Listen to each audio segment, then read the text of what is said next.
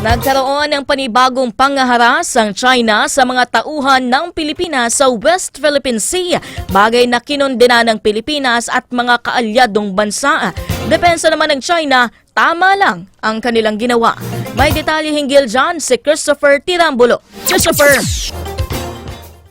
Binangga ng malaking barko na may body number 5203 ng Chinese Coast Guard ang inupahang sasakyang pandagat na Yunaniza May 2 ng Pilipinas sa West Philippine Sea linggo ng umaga. Habang binangga rin ng malaking barko na Chinese militia na may body number 00003 ang nag-escort na maliit na sasakyang pandagat ng Philippine Coast Guard na MRRV 4409.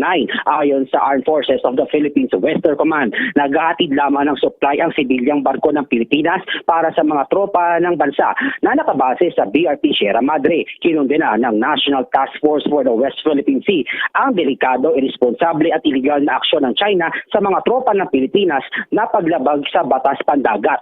Dagdag pa ng NTSWPS na nakarating naman ang binanggang sibilyang barko ng Pilipinas sa BRP Sierra Madre, ngunit patuloy pa rin inaalam kung nagtagumpay ang iba pang barko ng bansa. Depensa ng China, tama lang ang kanilang ginawa dahil sa iligal na pagpasok ng mga barko ng Pilipinas sa kanilang teritoryo na may dalang construction materials. Binigyan diin pa ng China na sinadyang patrasin ang sibilyang barko ng Pilipinas upang mabangga ang kanilang barko at sila ang masisi. Mariing kinondena ng mga kaalyado bansa ng Pilipinas ang ginawa ng China. Paliwanag ng Estados Unidos, lubhang delikado ang hakbang ng China. Sinabi ng Canada na hindi katanggap-tanggap ang iligal na ginawa ng China. Nababahala ang the Netherlands, Australia, United Kingdom at Germany sa insidente at nanawagan na igalang ang international law sa WPS. Bagay na hirit din ng European Union. Christopher Tirambulo, Newsline.